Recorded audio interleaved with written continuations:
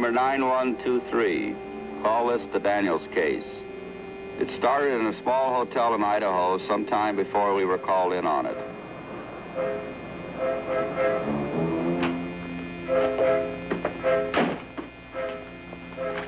Hey, where are you going? Why are you running the bath? I think you need one. You look kind of dirty to me. What are you talking about? Claire Dodds wins $50,000. How could you possibly blow this? We've done this wrinkle before. I don't know. I must have copied the answers wrong. You mean you felt with this dame and gave her the right answers? Claire. She didn't even know the contest was rigged. Claire. Well, I hardly knew her. You knew her well enough to give her $50,000, which I suppose you're going to split with her later on. But what if I do? I thought up this caper and I don't need you anymore. You got that in reverse, Charlie.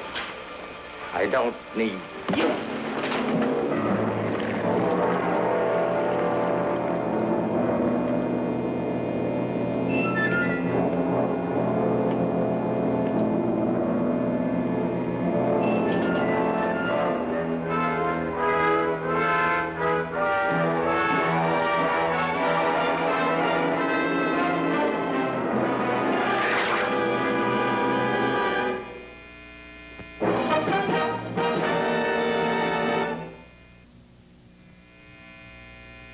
In a local bank.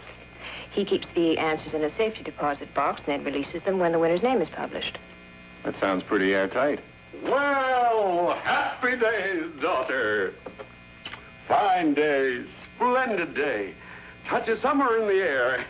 I got in from Chicago a little early, so I thought I'd come along and see if you were keeping the old factory going, as if you ever take your eyes off it. Well, who is this? Client or prize winner? Winner, I hope. I always like to see the expressions on their face when they collect our checks. By the way, I closed that deal with Sun Papers. This is my father. And partner. I didn't catch your name, sir. Ken Franklin. Oh, the honesty is the best policy, Franklin's, no doubt. Bad joke. Have you got a cigarette, sir? Surely. Father, if you have to smoke, why don't you buy your own cigarettes? Yeah, I keep forgetting all about it. Thank you. Oh, what can we do for you, sir? Mr. Franklin's a detective, Father. Detective? Well, I hope we haven't killed off one of our contestants with brain fever because our contests are too tough. Mr. Franklin's helping us on the Wayne Center matter, Father. No, Hester, I distinctly remember telling you before I left that postmark means nothing. It's just a mistake. Well, we haven't had any complaints, have we? I'm afraid my daughter's been wasting your time, sir, so let's just forget about the whole thing. Of course, there won't be any charge. After all, it's not as if you really started work on the case. If that's the way Miss Putnam wants it. I want it investigated. Very well. I wash my hands of the whole thing. You know, we're going to end up bankrupt if you keep spending money like water.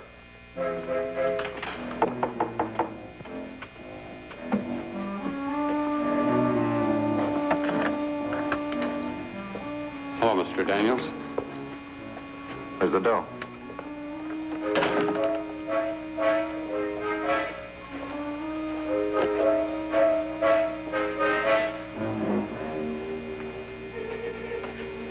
Kind of a relief to give it to you. What do you mean? Having so much money around the house, I was afraid somebody might steal it. Where's the other 1,000? You promised me that, Mr. Daniels.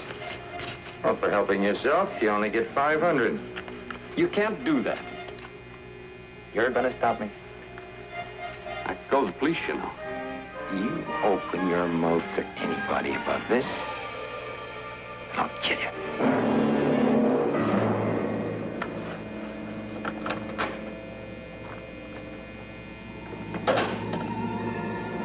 The first thing I did when I hit Wayne Center the next morning was to check with the postmaster. Why, sure. I remember that letter well. You see, it was about 10:30 that night. I was just getting to bed. Doggone it, Aggie, I said. Did I lock up the safe or didn't I? Get to bed, you old fool, she said. She's my wife, you know. Quit worrying and start snoring so as I can get a little sleep. About this letter. Oh, I was just coming to that, mister. Well, you know how it is. Like the way folks sometimes worry while they're at a movie, whether they left the lights on in the living room or turned off the gas. Well, I got dressed and come back here. And what do you know? The safe was locked after all. It sure was. Well, just as I was about to leave, somebody slipped her letter through the slot. I thought it better not lay there all night till the 8:30 pickup, so I stamped it in the cans in the machine and tossed it into the bag. Well, do you remember anything special about that letter? Sure. It read, Jumbled History Contest. I go in for them things myself. Yeah, that's the one. See? Postmarked 1157. Next, I interviewed the publisher of the local newspaper. No, sir. Nobody could have seen a copy of the Tribune before midnight, that's for sure. Why not? Because the paper don't go to press till 5 in the morning, that's why.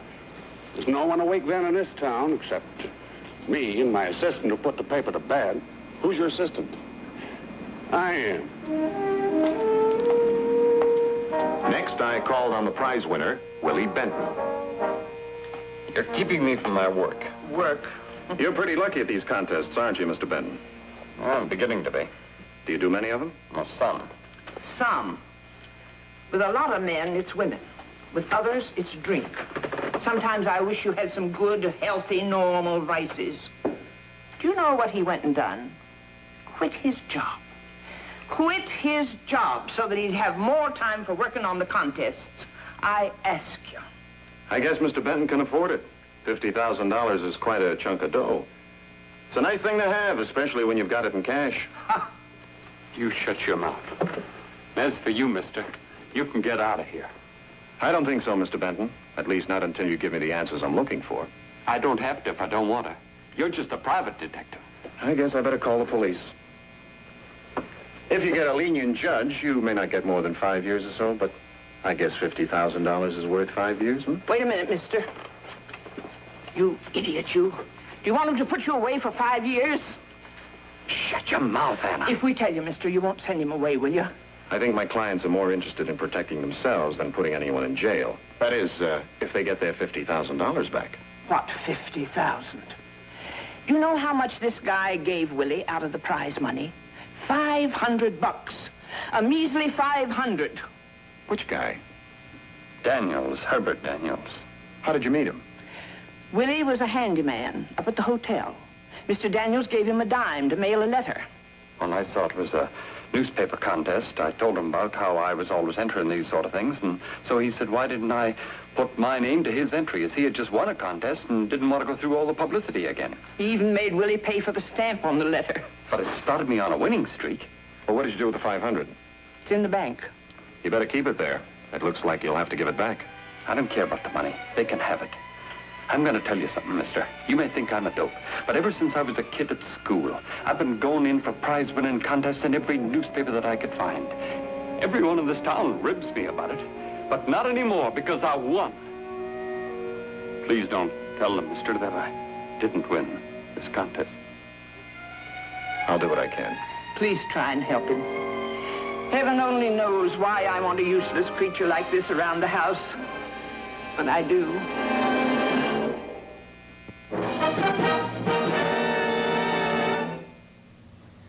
Hi, I'm Tom Watson, with a tip to take the fear out of sand play. Weaken your grip. Turn your hands counterclockwise and point the left thumb straight down the shaft. This keeps the clip...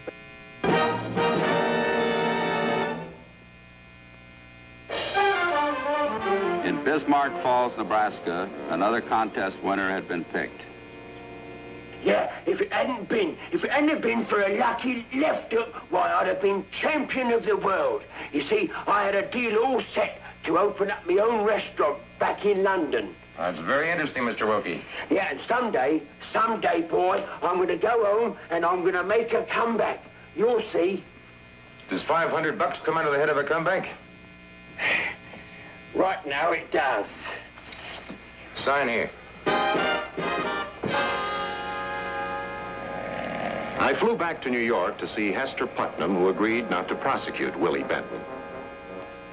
Now, here's the report on all your employees. They're clean as far as we can make out. No criminal records, no one in more than the usual financial difficulties. Just plain, ordinary citizens. Well, I told you so. Cigarette, Mr. Putnam? Yeah, oh, thank you, son. I'm afraid I've got a little bad news for you in both the newspaper and banking departments. Oh? Both the Weekly Examiner and the First Trust Company of River Junction, British Columbia, are figments of someone's imagination. The Examiner's one of our best customers. Well, they take nearly all our contests. And there's your leak. A non-existent Canadian newspaper subscribes to your contests, and they use a non-existent bank to get the answers in advance. What's your next contest? Women's costumes for the ages. When will it finish? Well, it did yesterday. Who won? Justin C. Wilkie, 110 East 17th Street, Bismarck Falls, Nebraska. When will he get his check? Tomorrow. You leaving, son? Well, I don't imagine there are too many flights to Bismarck Falls, Nebraska. No. My cigarette case, please? Oh, yes. And you almost forgot it, didn't you? Yes, almost.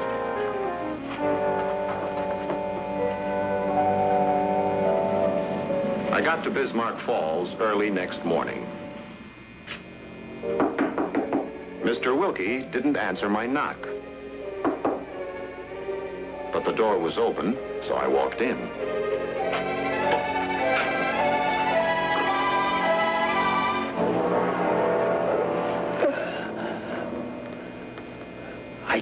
I just wanted to make a comeback.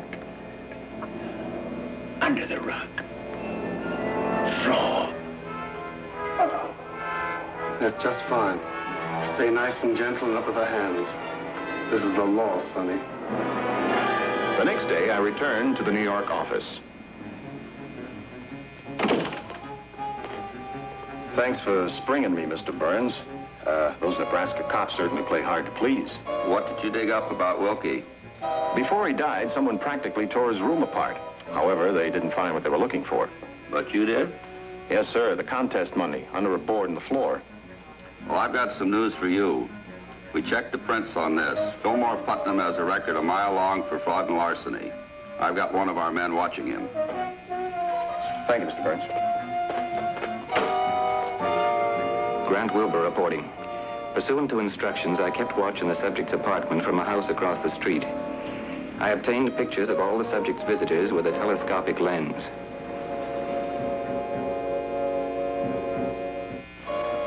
Who's the other guy? Fillmore's old roommate at Leavenworth, Herbie Daniels, alias 20 other names. I see. Thank you. That was our client with another contest winner. Miss Harriet Goodrich of Waverly, North Carolina, with right answers. She gets paid tomorrow. You want me to go there? Yes.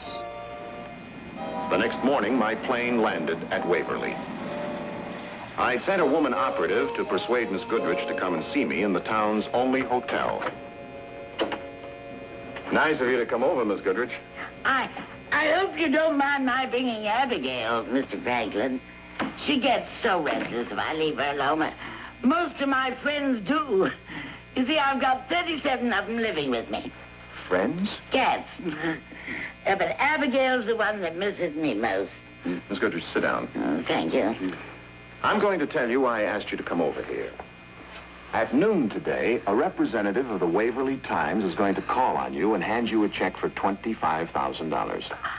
I won the contest. Abigail won the contest. You won, Miss Goodrich, and for that, you stand a very good chance of going to jail. Jail? Oh, no, I couldn't. What'd become of my cats? You entered the contest, but you didn't answer the questions yourself, did you? The answers were given to you by someone else, weren't they? By a kindly old man, maybe? Oh, he just helped me. So much smarter than I am. I never could have figured out the answers to all those difficult questions by myself. He made a deal with you, didn't he? He was cutting you in for, $500? 250. It's really not much, is it, compared to what Mr. Putnam is getting? Mr. Fillimore Putnam? That's right. As I was saying, Mr. Putnam's not a very generous man. One night he invited me to have an ice cream soda with him, and then he made me share it with him. Of course, we used 2 straws. Of course. Miss Goodrich, you don't want to go to prison, do you? Mm. Well, we don't want to send you there, and we might try to help you if you cooperate with us. I'll do anything you say. I want you to accept the prize money. Now, do anything Mr. Putnam tells you to do, and don't admit talking to me. He seemed such a nice man. All of my cats simply adored him. Sure, he's the cat's whiskers. In conjunction with the local police, we set up a recording machine in the house next door to Miss Goodrich. I figured that Putnam or Daniels might come to the old lady's room to collect the money, and I wanted this evidence on tape. We also had her phone tapped.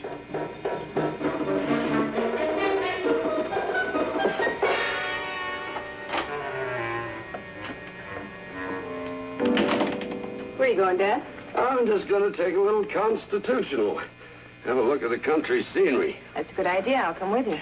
Well, now, to tell you the truth, I've got an engagement, a rather important engagement. Business? In a manner of speaking, yes. Now, just a minute, Dad. Where are you going? Now, honey, we've always been good pals, haven't we? What are you driving at? Well, pals don't pry into other people's business. They do if they happen to be partners as well as pals. You astound me. You know, you act as if you didn't trust me. Me, your own father. I swore to myself I wouldn't talk. No. Don't dig up the past. I don't want to, you know that. Yeah, well, don't do it then. Now, you just leave it to your father, and everything will turn to gold. Please, Dad, tell me where you're going. I can't do that, honey. No, this is one time when silence really is golden. But I'll tell you one thing. If all goes well, I'll see you at supper time, and I'll have a real pleasant surprise for you. Cat lover wins prize. Winner insists on cash. Why, hello, Miss Putnam. I've got to talk to you. Oh, it's all right. This is Miss Saunders, one of our operatives. I suppose I ought to tell you I'm surprised to see you here. Well, there's a reason I came to see you, Mr. Franklin. I'm worried about my father. I suppose you found out about his record. Oh, I know he was a confidence man, a criminal once. But he hasn't been for years, believe me.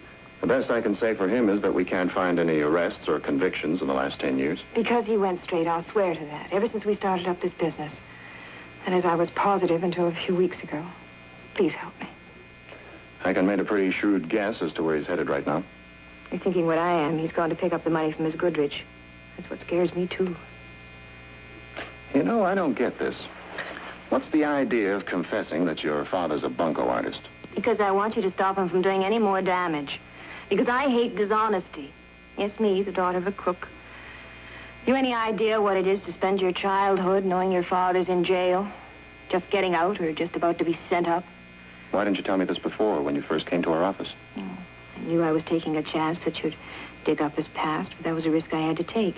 It wasn't until after you told me about Mr. Benton and Justin Wilkie that I began to be worried about Father always being out of town on business just when these terrible things were happening. You're late with this information. I hope you're not too late.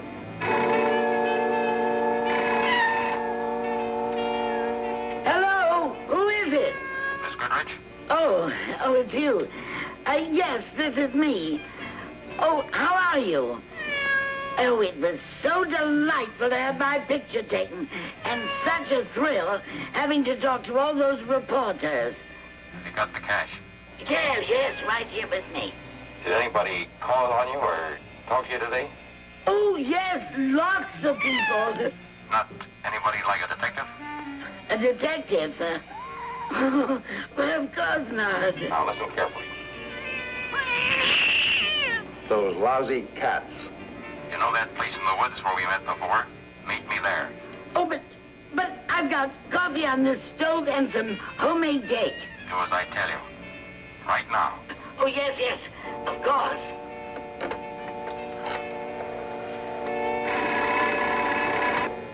Franklin, The Goodrich team is just leaving where's she going? to meet some guy in the woods where they met before. Don't let her out of your sight. Is it Father? I don't know yet, but that's what I'm going to find out.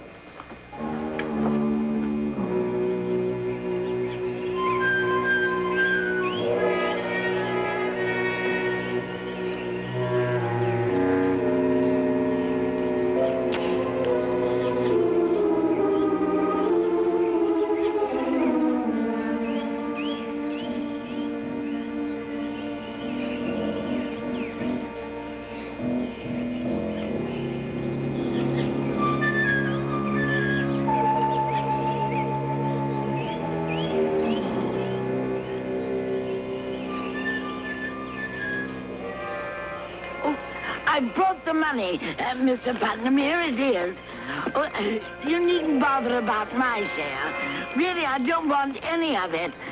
I couldn't bear going to prison. Prison? Who said anything about going to prison? You have been talking to somebody, haven't you? No, nobody. Oh, no. Oh, please don't shoot me, Mr. Putnam. What had happened to my cat?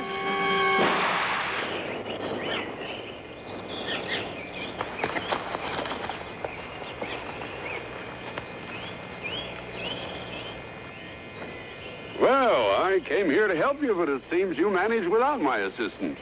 Somehow. Imagine the nerve of that man pretending to be me. I must admit you had me fooled for a while, Mr. Putnam. How? He copied one of your chief characteristics. Oh, you mean my conservative attitude towards money. Well, don't forget that we were raised in the same school. And let me tell you something else, young man. A penny saved is a penny earned. Have you got a cigarette handy?